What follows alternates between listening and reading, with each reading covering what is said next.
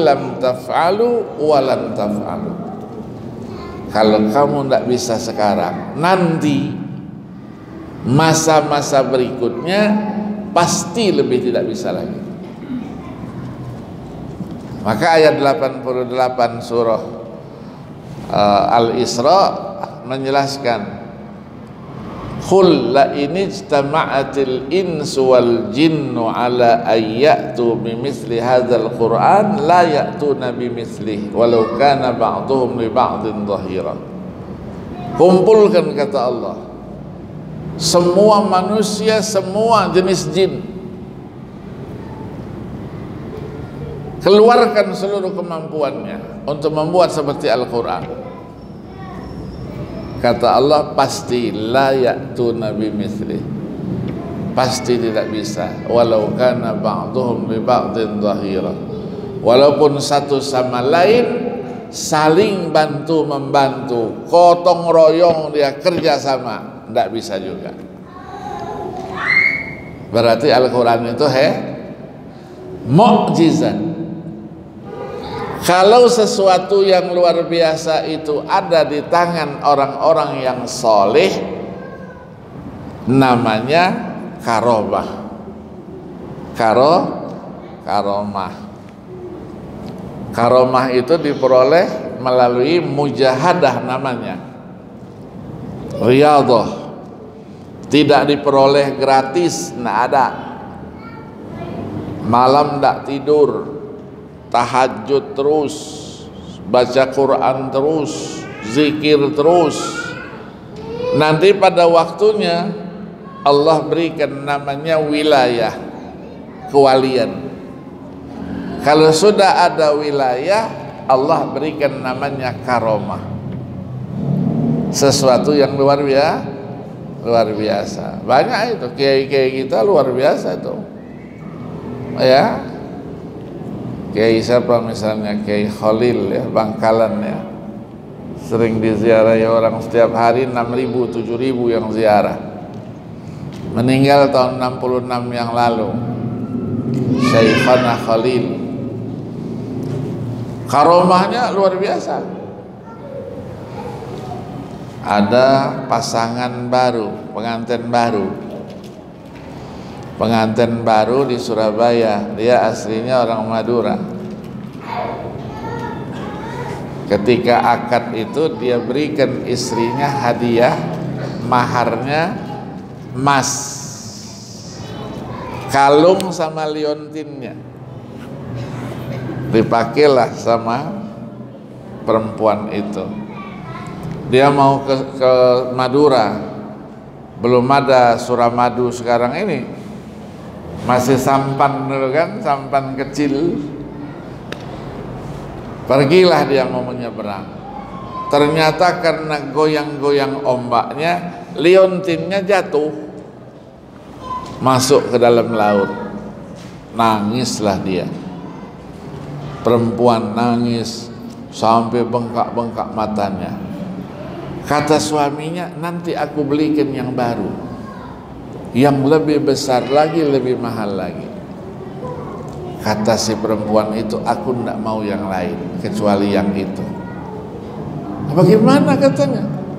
Suruh aku nyelam ke laut, tidak bisa. Nangis terus, kan perempuan kan pintarnya nangis kan? Iya kan? Iya, tidak semua lah, ya kan? Sampai di pinggir, di pelabuhan itu, sedang duduk-duduk nangis juga, ada orang yang lewat. Ditanya, kenapa istrimu sampai bengkak-bengkak matanya? Kamu pukuli ya? Enggak. Diceritakan, kami ini pengantin baru, aku hadiahkan dia liontin sama kalungnya. Tadi waktu nyebrang jatuh tuh, jadi dia mintanya yang itu juga. Aku sudah bilang belikan yang baru, yang lebih besar, lebih mahal lagi, tidak mau, yang itu juga. Keras kepala juga ini ya. Kata orang itu, coba kamu pergi ke rumah kiai itu, siapa tahu ada solusinya.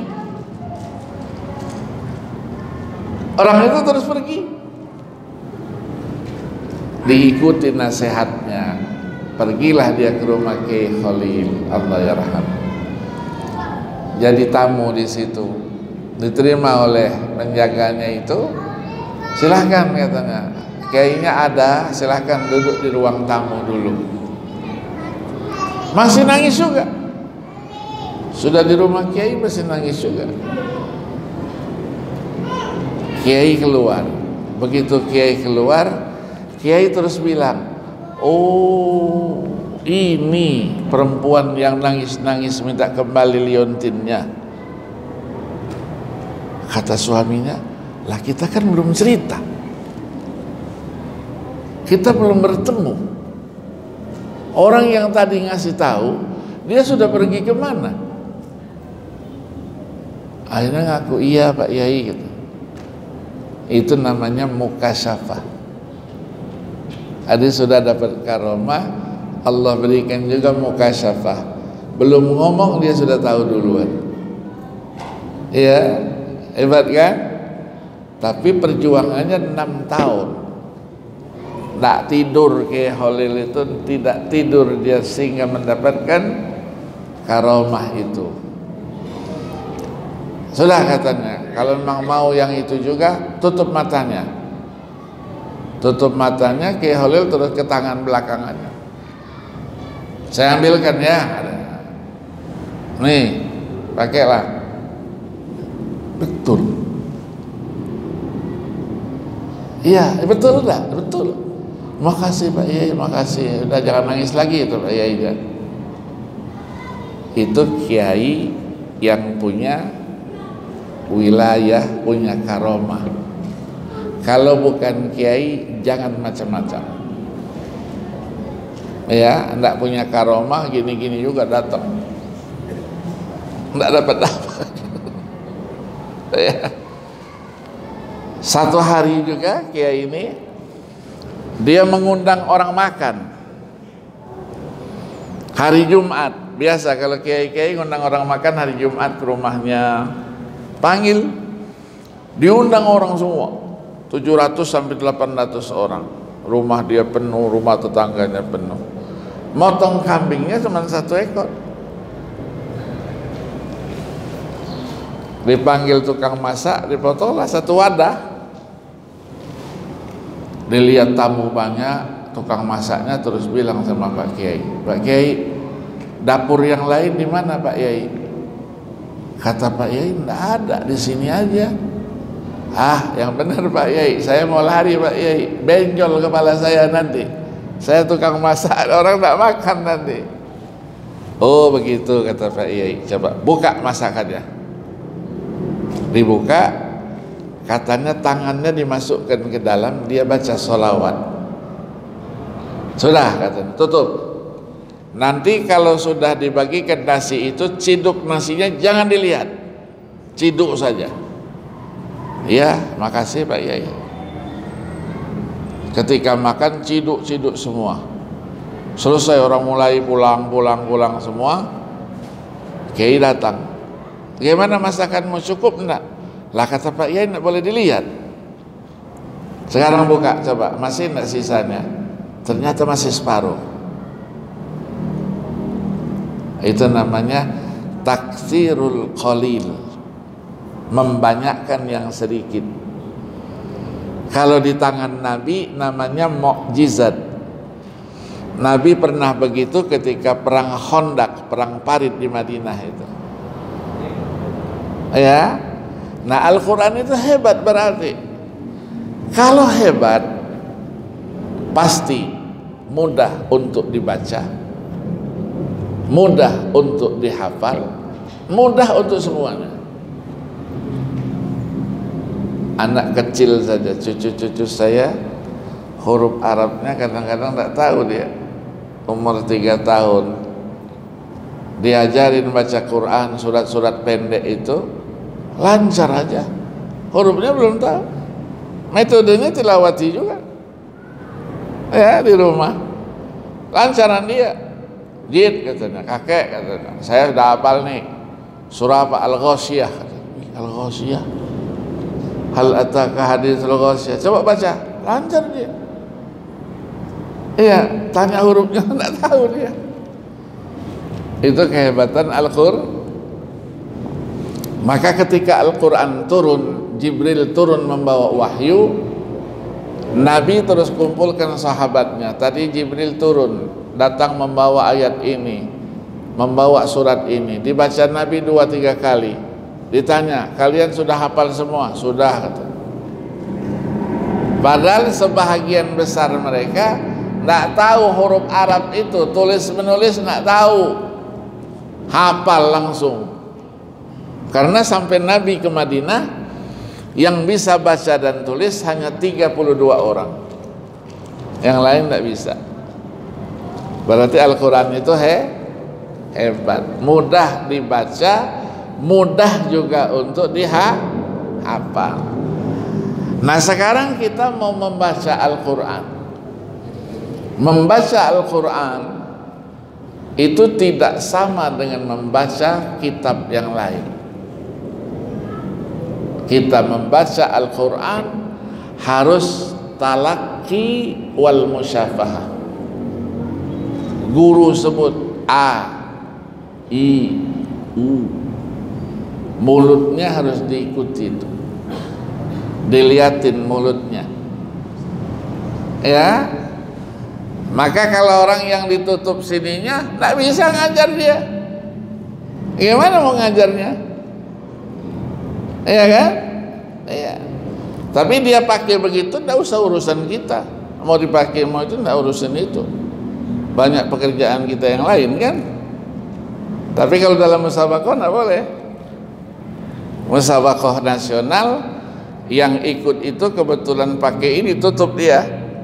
Mau naik mimbar buka dulu. Saya yang jaga, buka dulu. Habis baca pakai lagi, mau 10 lapis pakai 10 lapis. Nggak mau, tanda tangan, diskualifikasi. Karena kita belajarnya kan talaqi wal musya. Kita lihat guru kita A, I, U, maka bacaan itu baru dikatakan benar kalau sesuai dengan harokatnya. Suara A itu bagaimana, suara U itu bagaimana, suara I itu bagaimana. Dibuat kaidahnya. La tatimul fathatu illa bi fathis syafatain. Tidak sempurna suara A kecuali kalau dia buka dua mulutnya. A. Tidak boleh. A. Kurang lebar.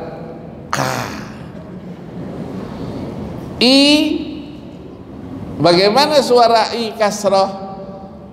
La tatimul kasratu illa bi khafdis syafatain.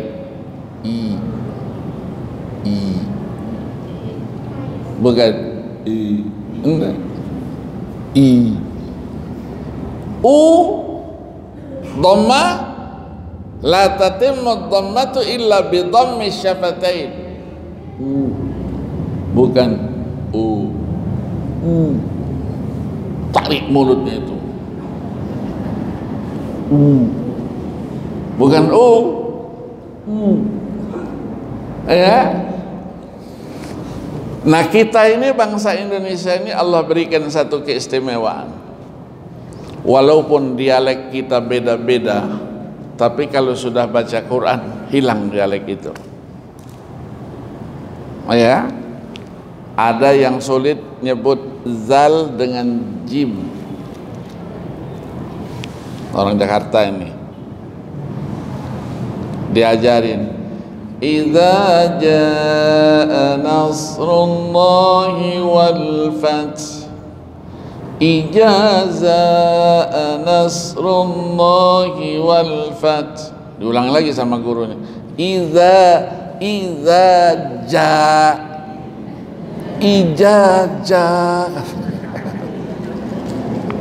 Maka ustazah, ustazah. Ya. Tapi baca Quran hilang. Orang Aceh kental dengan taknya. Orang Bali, orang NTB, tak. Tadi kita ketemu. Saya tadi tidak tahu saya. T, ya kan? Orang Jawa juga lontong. Bukan lontong, lontong. Tadi saya beli lontong tuh. Ketemu dengan si Fulan katanya kan. Tapi begitu baca Quran, tidak ada itu. Nggak ada kita dengar qori baca orang Aceh aja. Dzalikum khairun lakum in kuntum ta'lamun. Nggak ada. Iya kan? Nggak ada. Hilang itu. Iya, hilang. Berarti lidah kita mudah untuk dibentuk. Kita orang Indonesia, mukanya muka Indonesia, tapi kalau didengarkan suara baca Quran itu terkadang lebih fasih dari orang-orang Arab itu sendiri. Begitu lihat orang, ya begini orangnya, hidungnya pesek, ya kan? Yang Arab yang wancung-wancung itu suaranya fasih Arab, wajarlah bahasa dia. Kita bahasa ibu kita kan bukan bahasa Arab, ya kan? Berarti ada keistimewaannya. Al-Quran luar biasa, mudah untuk dibaca. Berapa lama baca? Metode-metode Allah sudah berikan kepada bangsa ini. Putra-putra terbaiknya membuat metode cepat baca, tulis, terjemah Al-Quran. Metode cepat baca berapa sudah? 30 lebih ya. 30 lebih termasuk tilawati. Ada qiraati, ada iqra, ada jabariyah, ada hataiyah, ada taswiriyah. Ya, yang ditulis oleh saudara kita yang baru meninggal sebulan yang lalu itu, Abdurrahman Umar. Ya, taswiriyah. Tidak besar-besar bukunya, buku saku. Taswiriyah namanya, masuk kantong. Saya yang cetakkan dulu itu. 4 jam tidak kenal huruf Al-Quran, tidak kenal huruf Arab, alif pun ditabrak sama dia. Bisa baca Al-Quran. Cuman baca aja baru kenal hurufnya. Tidak baca seperti langsung jadi muammar itu. Proses panjang itu. Ya. Saya sudah praktekkan itu. Allah yarham si Abdurrahman ini saya bawa ke Singapura, saya bawa ke Malaysia. Karena orang Singapura itu lebih dahsyat dari kita. Ibu bapaknya kadang-kadang tidak pernah bertemu dengan anaknya kecuali libur. Pergi anaknya masih tidur, pulang anaknya sudah tidur, kerja terus. Saya kumpulkan di Masjid Mujahidin namanya. Masjid Mujahidin, berapa angkatan kita buat? Mau berapa? 20-30 orang. Oke. Jam 8 orang tuanya menyerahkan sama kita. Nanti duhur jam 12 setelah sholat duhur, masing-masing orang tua bawa Al-Quran. Anaknya kita panggil ke depan. Orang tuanya terus bilang sama si anak, nih baca ini halaman sekian. Langsung bisa baca. Nangis semua. Ya Allah, hebat Al-Quran tuh Ustaz ya.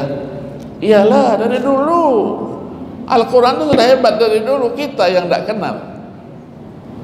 Ya, 4 jam bisa baca, bisa mengenal huruf Al-Quran. Apalagi kita memang tekuni itu. Seperti kursus semacam ini, kita ingin bacaan kita bagus.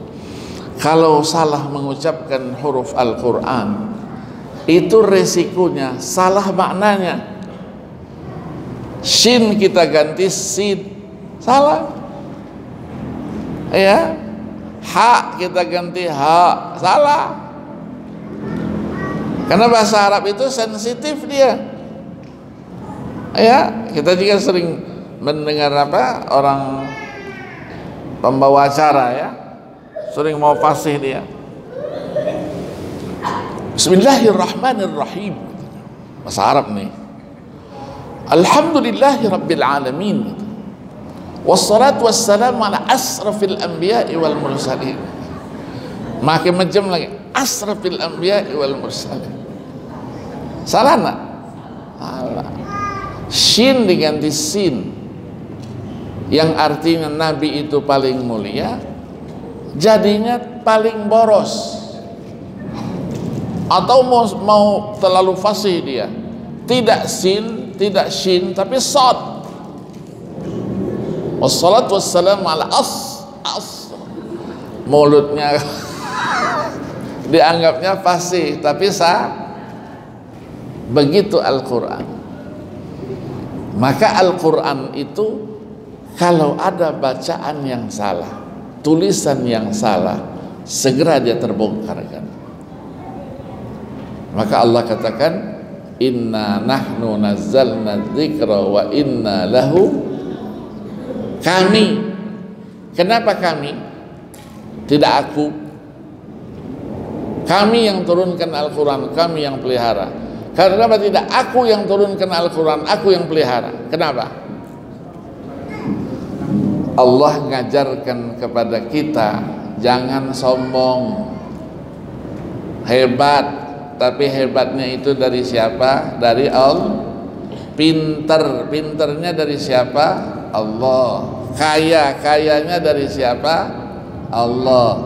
Sehatnya dari siapa? Apa yang mau kita sombongkan? Orang kita lahir nggak bawa apa-apa, ya kan? Begitu, ya begitu. Nah, maka kita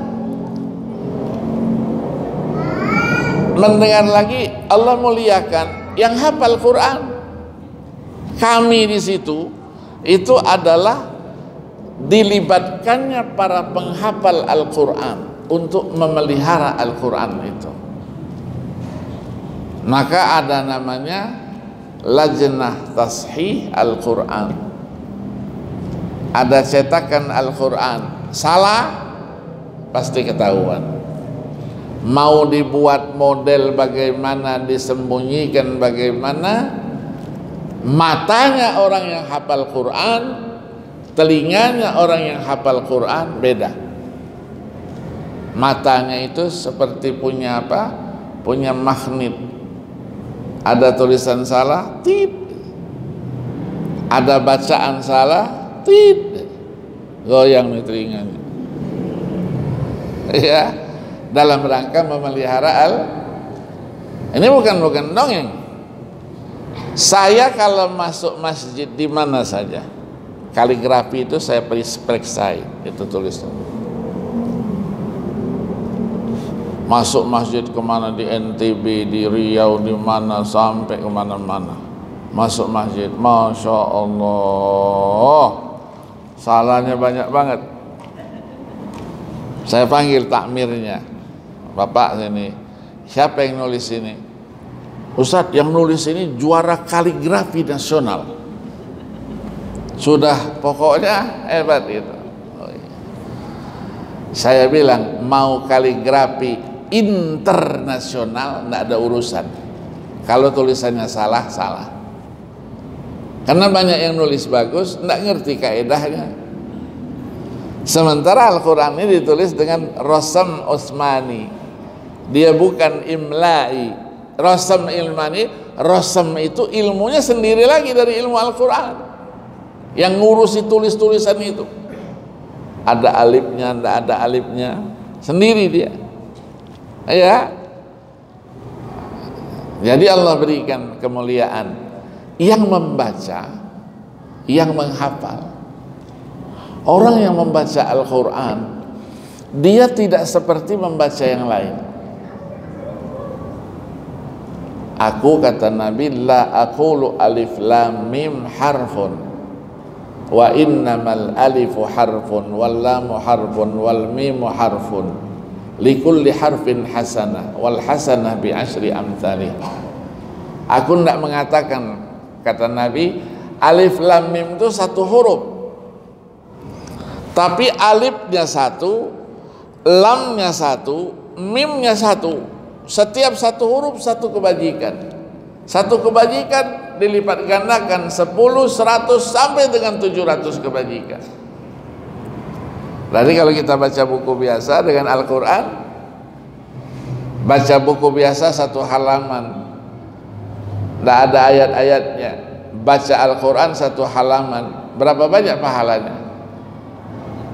Apalagi bisa 1 juz sehari, atau pagi habis subuh 1 juz, habis duhur 1 juz, sore nanti 1 juz. Masya Allah, berapa banyak kebajikan.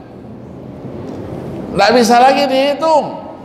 HP-nya HP yang paling canggih, yang megabyte-nya berapa itu, yang paling canggih berapa tuh, HP yang paling mahal tuh, dihitung tidak bisa lagi, nolnya lebih.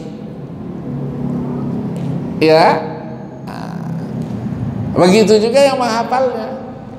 Allah berikan keistimewaan. Maka orang yang suka membaca Al-Quran, apa urgensinya dalam kehidupan? Dia setiap saat bisa berdialog dengan Allah Subhanahu wa ta'ala, berdialog dengan penciptanya, bukan dengan manusia biasa. Ya, maka Nabi katakan, man arada ayyatakallama ma'allah falyaqra'il Qur'an. Siapa yang mau berkomunikasi dengan Allah, baca Quran. Berarti orang yang tidak pernah baca Quran, tidak pernah berkomunikasi dengan Allah, ya, tidak pernah pengenalan dirinya kepada Allah, tidak kenal, terus mintanya macam-macam, tidak ada itu, ya. Maka di dalam sebuah hadis riwayat sahabat Abi Hurairah radhiyallahu anhu, Nabi pernah bersabda, man kana yarju liqa Allah falyukrim ahlallah. Siapa yang ingin bertemu dengan Allah, maka muliakanlah keluarganya Allah. Sahabat terus bertanya, ya Rasulullah, halillahi ahlun, apakah Allah punya keluarga? Kata Rasulullah, na'am, lillahi ahlun, Allah punya keluarga. Kalau begitu, manhum ya Rasulullah, siapa mereka itu? Keluarganya Allah itu siapa? Rasulullah terus menjawab, haula'il ladzina yaqra'unal qur'ana fid dunya, man akramahum faqad akramahumullah, wa man ahanahum faqad ahanahumullah. Mereka-mereka yang membaca Al-Quran di dunia, itulah keluarga Allah. Siapa yang memuliakan mereka, Allah akan memuliakan mereka. Tapi siapa yang menghina mereka, awas, Allah juga akan hinakan mereka. Terus Rasulullah berpesan kepada Abu Hurairah sendiri, ya Abu Hurairah, kata, laisa fid dunya ahadun akrama indallah minal anbiya illa hamilul Quran. Tidak ada manusia di dunia yang paling mulia setelah para nabi-nabi kecuali penghafal Al-Quranul Karim. Ya kan? Membaca dimudahkan, menghafal juga. Nah, sekarang berapa lama menghafal Quran itu? Berapa lama menghafal Quran? Kalau Syekh Nahrawi Abdus Salam, pernah kenal ya? Nahrawi Abdus Salam, pamannya Bu Faizah, ya. Dia tinggalnya di Pancoran. Allah yarham, sudah meninggal terus. Tahun 98 meninggal. Saya yang nyolatkan, saya yang imam. Beliau dulu sampai menjadi pengurus Nahdlatul Ulama, Rais Suriah. Lama di Mesir dulu, di Mekah terus di Mesir. Saya korek-korek lah gitu istilahnya, Ya, karena saya akrab dengan dia, saya tanya, Ustadz dulu menghafal Quran itu berapa lama? Ah, katanya Ustadz mau tahu aja. Enggak, kita kan saudara sama-sama. Dia cerita, dulu saya dari Jakarta ini terus ke Mekah tahun 49. Sudah ke Mekah ya. Tahun 52 dia sudah mulai sekolah.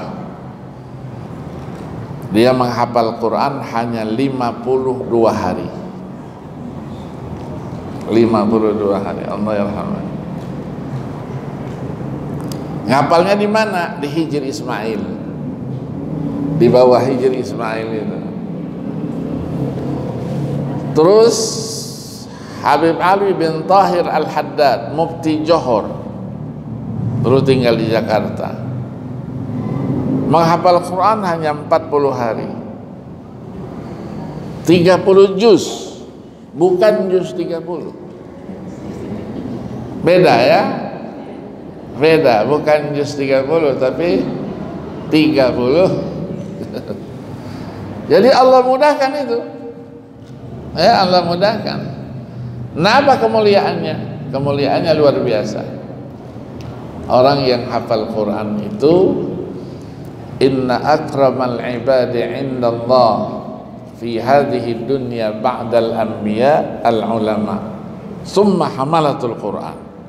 Hamba Allah yang paling mulia di dunia ini setelah para nabi-nabi, ulama. Yang ketiganya hamalatul Quran. Apa kemuliaannya? Yang pertama, yakhrujuna minad dunya kama yakhrujul anbiya. Dia nanti kalau meninggal dijamin husnul khotimah. Mau enggak kita? Yang kedua, wa yuhsyaruna min quburihim ma'al anbiya. Dibangkitkan nanti rombongannya sudah rombongan nabi-nabi. Nabi-nabi itu berapa jumlahnya? 124.000 orang. Sudah kelompoknya ke sana. Kalau sudah kelompok nabi-nabi, kemana perginya? Pasti ke surga. Yang ketiga, wa yamurruna 'alas sirati ma'al anbiya. Nyebrang jembatan Siratul Mustaqim sudah bersama nabi-nabi. Kalau nyebrang sama-sama nabi, cemplung enggak ke bawah? Enggak. Yang keempatnya, wa ya'khuduna thawabal anbiya. Dia juga mendapatkan pahalanya para nabi-nabi. Maka Nabi katakan di akhir sabdanya, fatuba li talibi ilmin hamilil Quran lima indallahi minal karamati wasyaraf.